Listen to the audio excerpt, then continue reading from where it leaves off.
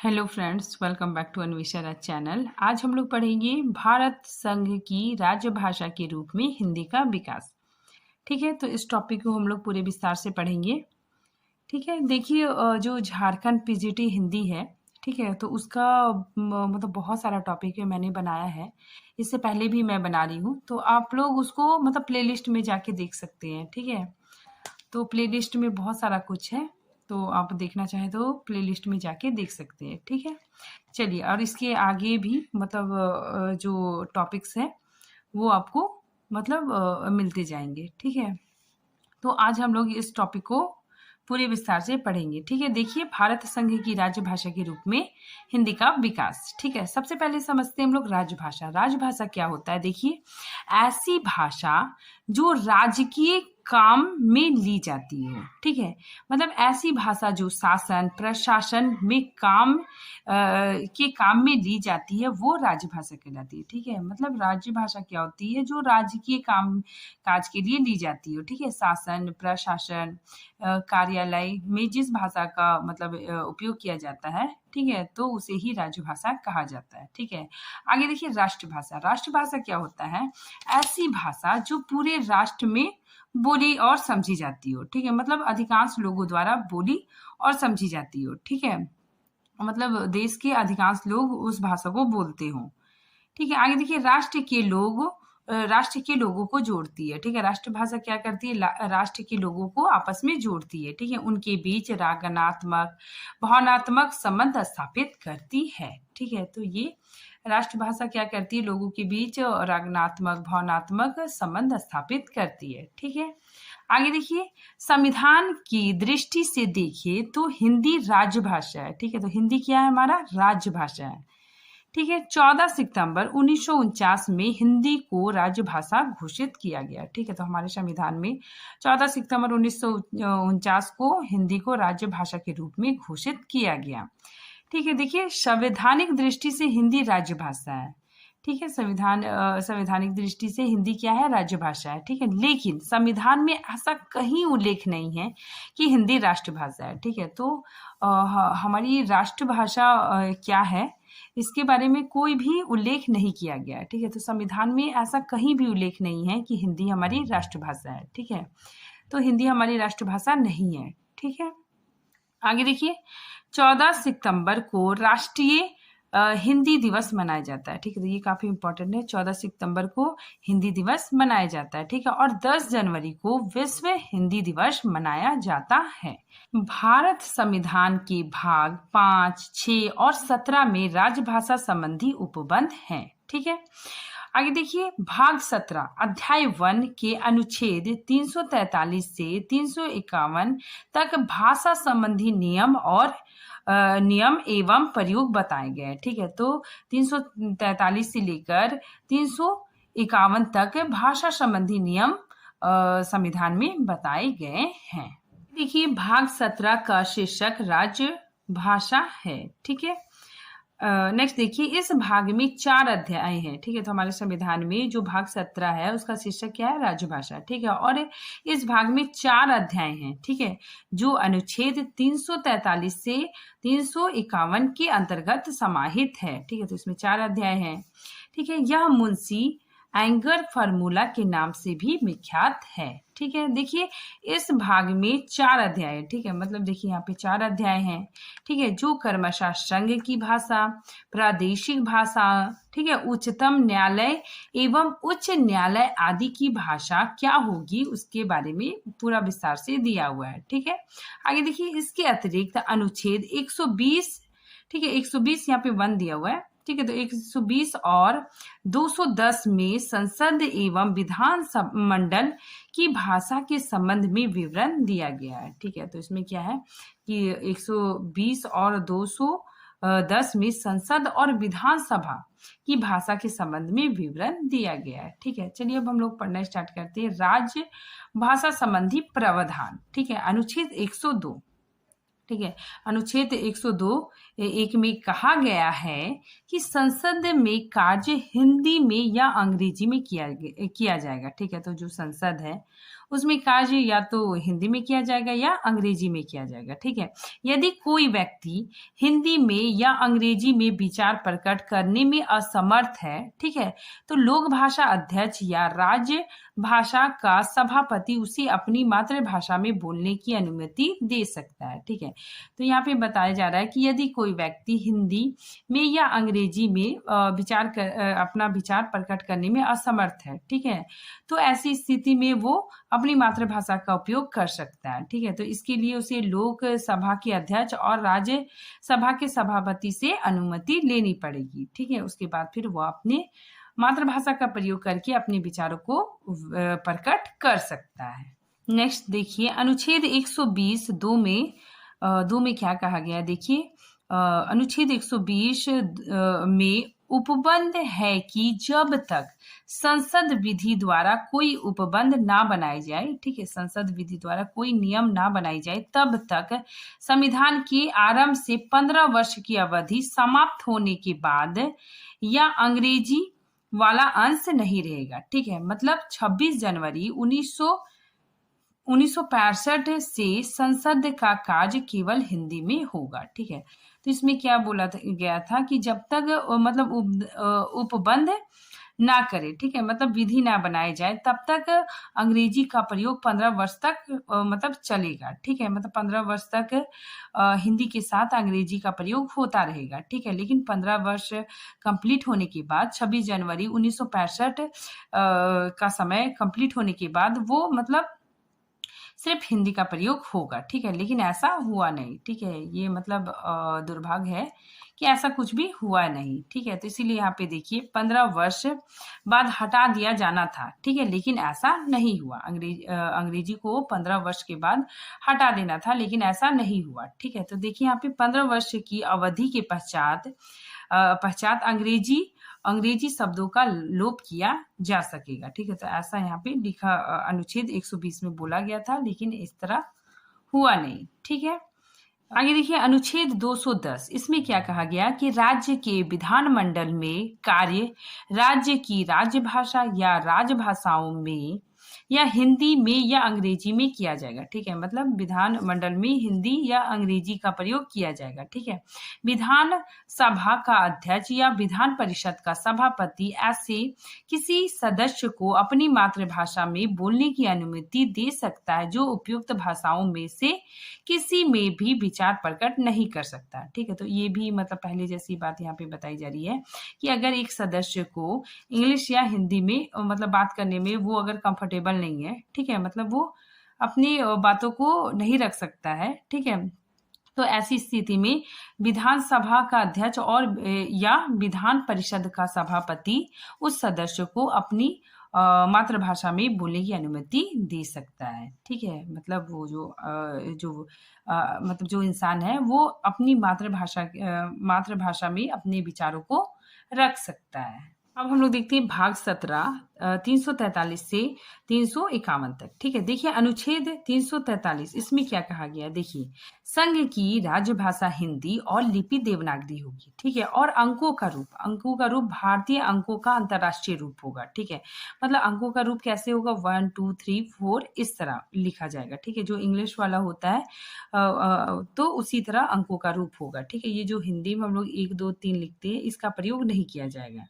ठीक है, तो ये क्या होगा, मतलब इंग्लिश वाला ही होगा। ठीक है, अंतर्राष्ट्रीय रूप मतलब इंग्लिश अंकों का ही प्रयोग किया जाएगा। ठीक है, आगे देखिए, इसी अनुच्छेद में यह भी संकेत किया गया कि शासकीय प्रयोजन के लिए, ठीक है, अंग्रेजी भाषा का प्रयोग 15 वर्षों तक होता रहा। ठीक है, तो इसमें यह संकेत किया गया कि जो शासकीय प्रयोजन है, मतलब शासन का जो कार्य है, वो क्या होगा, अंग्रेजी भाषा का प्रयोग 15 वर्ष तक होता रहेगा। ठीक है, देखिए यहाँ पे अर्थात राजभाषा हिंदी के साथ 15 वर्ष तक अंग्रेजी का प्रयोग भी राज्यकाल में होता रहेगा। ठीक है, नेक्स्ट देखिए अनुच्छेद 344, इसमें क्या कहा गया है कि राजभाषा के संबंध में आयोग की नियुक्ति राष्ट्रपति करेगा। ठीक है, काफी इंपॉर्टेंट है। देखिए, इस अनुच्छेद में मुख्य यही है कि आयोग की नियुक्ति कौन करेगा, राष्ट्रपति करेगा। ठीक है, और जिसका कार्यकाल 5 वर्ष तक होगा। ठीक है, तो राष्ट्रपति का कितनी अवधि होगी, 5 वर्ष तक ये कार्य करेंगे। ठीक है, नेक्स्ट देखिए राजभाषा आयोग का गठन, ठीक है, तो राजभाषा आयोग का गठन राष्ट्रपति द्वारा किया जाएगा। ठीक है, देखिए संविधान निर्माण के 5 वर्ष पश्चात राष्ट्रपति द्वारा आयोग का गठन किया जाएगा। ठीक है, तो 5 वर्ष के बाद राष्ट्रपति द्वारा आयोग का गठन किया जाएगा। फिर देखिए प्रथम राजभाषा आयोग का गठन कब हुआ था? 7 जून 1955 में। ठीक है, काफी इंपॉर्टेंट है क्योंकि पूछा जाता है ऐसे क्वेश्चन, तो ये याद रखिएगा। ठीक है, फिर प्रथम अध्यक्ष कौन थे? बाल गंगाधर खेर। ठीक है, इनको वीजी खेर भी कहा जाता है। ठीक है, नेक्स्ट देखिए प्रथम संसदीय राजभाषा समिति का गठन कब हुआ था? 1947 ईस्वी में। ठीक है, और इसके अध्यक्ष कौन थे? गोविंद बल्लभ पंत।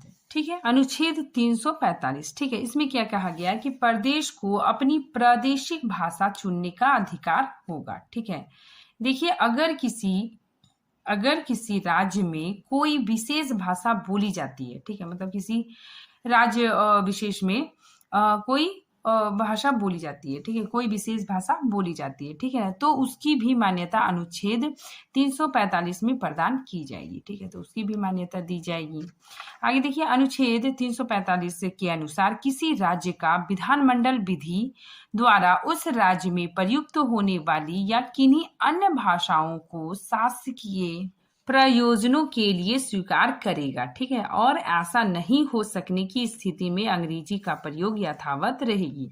ठीक है, तो 345 में यही कहा गया है कि अगर किसी राज्य में कोई भाषा विशेष बोली जाती है तो उसको भी मान्यता दी जाएगी। ठीक है, अगर और हिंदी को भी। ठीक है, अगर ऐसा नहीं होगा तो फिर अंग्रेजी यथावत चलती रहेगी। अनुच्छेद 346। ठीक है, इसमें क्या कहा गया है कि अनुच्छेद 346 में क्या कहा गया है कि संघ द्वारा, ठीक है, निर्धारित भाषा एक राज्य, ठीक है, एक राज्य और दूसरे राज्य के बीच, ठीक है, मतलब एक राज्य से दूसरे राज्य के बीच या किसी राज्य और संघ के बीच, ठीक है, मतलब किसी राज्य और किसी संघ के बीच पत्र आदि की भाषा, ठीक है, मतलब पत्र की भाषा होगी। ठीक है, पत्र आदि की भाषा राजभाषा होगी। ठीक है, तो पत्र आदि की भाषा क्या होगी? राजभाषा होगी। ठीक है, देखिए यहाँ पे अच्छे से समझ में आ जाएगा कि संघ का राज्य के साथ और एक राज्य का दूसरे राज्य के साथ, ठीक है, पत्र आदि की भाषा राजभाषा होगी। ठीक है, फिर दो राज्य आपस में मिलकर, ठीक है, अगर 2 राज्य है वो आपस में मिलकर किसी अन्य भाषा में भी पत्राचार कर सकते हैं। ठीक है, तो ये किस में कहा गया है? अनुच्छेद 346 में। ठीक है, अब देखिए अनुच्छेद 347, इसमें क्या कहा गया है? देखिए यदि किसी राज्य की जनसंख्या का पर्याप्त भाग यह मांग करे कि उसके द्वारा बोली जाने वाली भाषा को उस राज्य में दूसरी भाषा के रूप में मान्यता दी जाए तो राष्ट्रपति उस राज्य में सर्वत्र या उसके किसी भाग में शासकीय प्रयोजन के लिए उस भाषा को मान्यता देने का उपबंध कर सकता है। ठीक है, तो इसमें बताया जा रहा है कि अगर किसी राज्य में लोग ये मांग करते हैं कि मतलब हमें इस भाषा का प्रयोग करना है, ठीक है, तो इसे मान्यता प्रदान कर दी जाएगी। ठीक है, मतलब राष्ट्रपति इसको मान्यता प्रदान कर देगा। यहाँ पे देखिए, यहाँ पे ये बताया जा रहा है कि अगर किसी राज्य के लोग ये मांग करते हैं कि हमें इस भाषा का प्रयोग करना है, ठीक है, तो इसे मान्यता प्रदान की जाए तो राष्ट्रपति उसकी स्वीकृति दे सकता है। ठीक है, मतलब अधिकांश जनसंख्या द्वारा कोई भाषा बोली जा रही है तो उसे दूसरी भाषा का दर्जा दिया जा सकता है।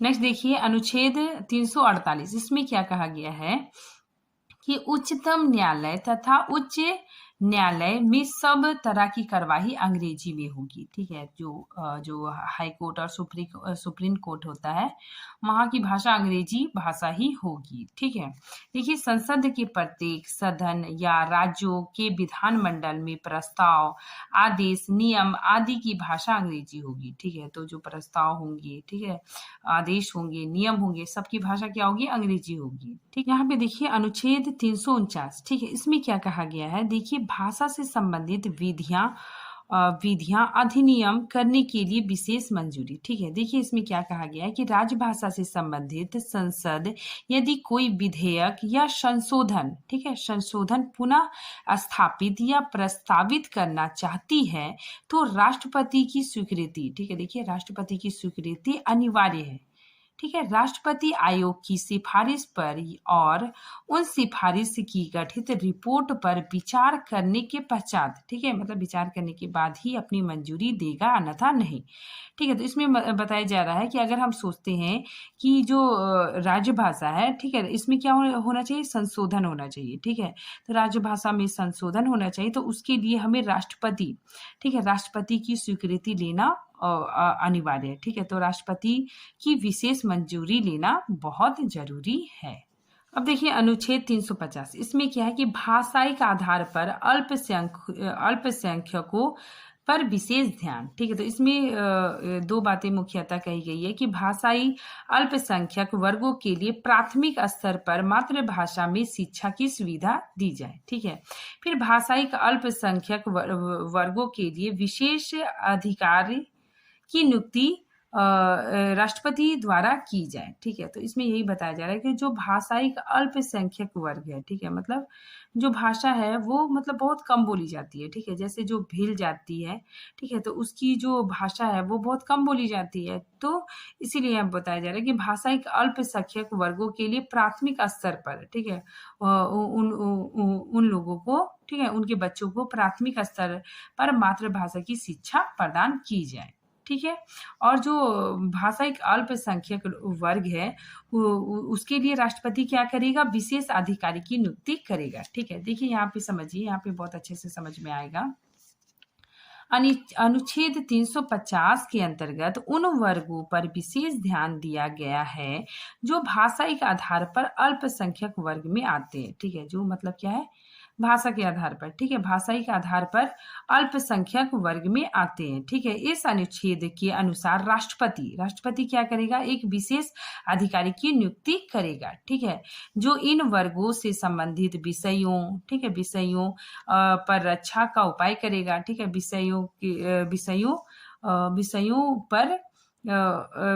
पर रक्षा का उपाय करेगा। ठीक है, इसके साथ ही अल्पसंख्यक बच्चों की प्राथमिक शिक्षा, ठीक है, तो इसके साथ ही क्या करेगा, अल्पसंख्यक बच्चों की प्राथमिक शिक्षा उनकी मातृभाषा में दिए जाने की पर्याप्त सुविधा सुनिश्चित की जाएगी। ठीक है, तो जो मातृभाषा की जो शिक्षा है वो पर्याप्त मात्रा में देने की बात की गई है। ठीक है, आगे देखिए, व्यथा निवारण हेतु अभ्यावेदन में किसी भी भाषा का प्रयोग किया जाएगा। ठीक है, मतलब अपनी समस्या कोई भी इंसान है वो अपनी मातृभाषा में कर सकता है। ठीक है, आगे देखिए, अल्पसंख्यक वर्गों को मातृभाषा में शिक्षा प्राथमिकता। ठीक है, ये हम लोगों ने पढ़ा। फिर अल्पसंख्यकों के लिए विशेष अधिकारी की नियुक्ति राष्ट्रपति द्वारा किया जाएगा।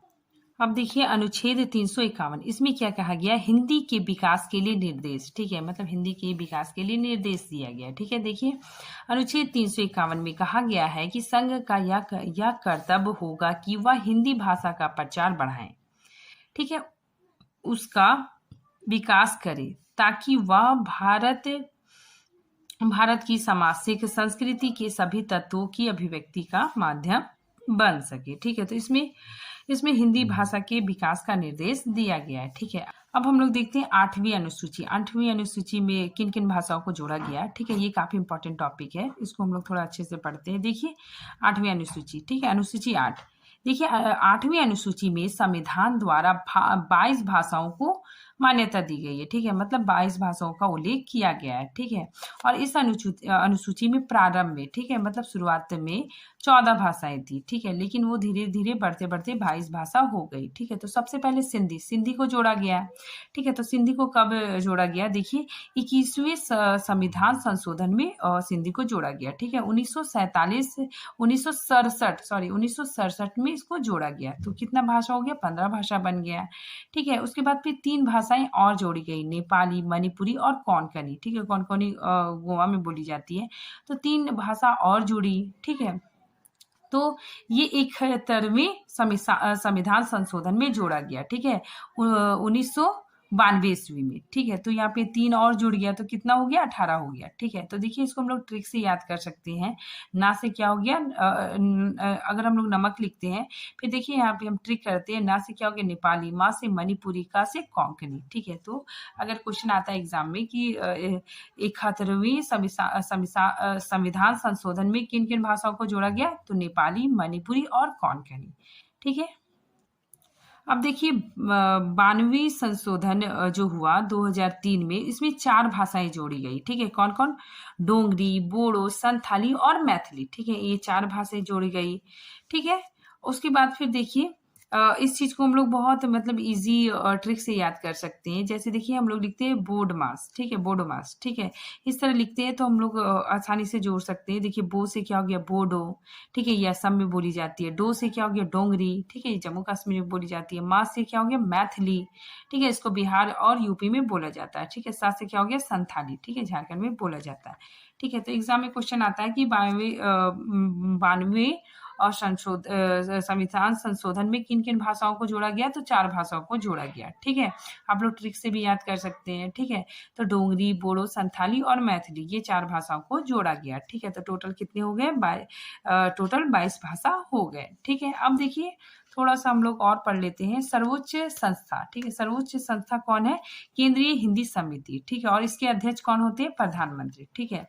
अब हम लोग कुछ विशेष तथ्यों को थोड़ा सा देखते हैं। देखिए मैथिली, मैथिली क्या है, मैथिली को 22 भाषाओं के अंदर इसको शामिल किया गया है, ठीक है। लेकिन भोजपुरी, भोजपुरी क्या है कि इसको शामिल नहीं किया गया है, ठीक है। एग्जाम में बहुत बार क्वेश्चन आया जाता है कि भोजपुरी को मतलब 8वें अनुसूची में शामिल किया गया है कि नहीं, तो ये भोजपुरी को शामिल नहीं किया गया है, ठीक है। देखिए हिंदी भाषा की सबसे समृद्ध बोली है, ठीक है, भोजपुरी क्या है, हिंदी भाषा की सबसे समृद्ध बोली है। जनता द्वारा प्रयोग किए जाने की दृष्टि से इसका प्रथम स्थान है, ठीक है। किंतु भोजपुरी को 8वीं अनुसूची में 22 भाषाओं में इसको स्थान नहीं मिला है, ठीक है। फिर देखिए अंग्रेजी, अंग्रेजी चूंकि विदेशी भाषा है, ठीक है, ये अंतर्राष्ट्रीय भाषा भी है, लेकिन इसको भी 8वीं अनुसूची में शामिल नहीं किया गया है, ठीक है। तो आज ये टॉपिक यहीं पे खत्म होता है और नेक्स्ट टॉपिक हम अगली बार बनाते हैं। तब तक के लिए थैंक यू।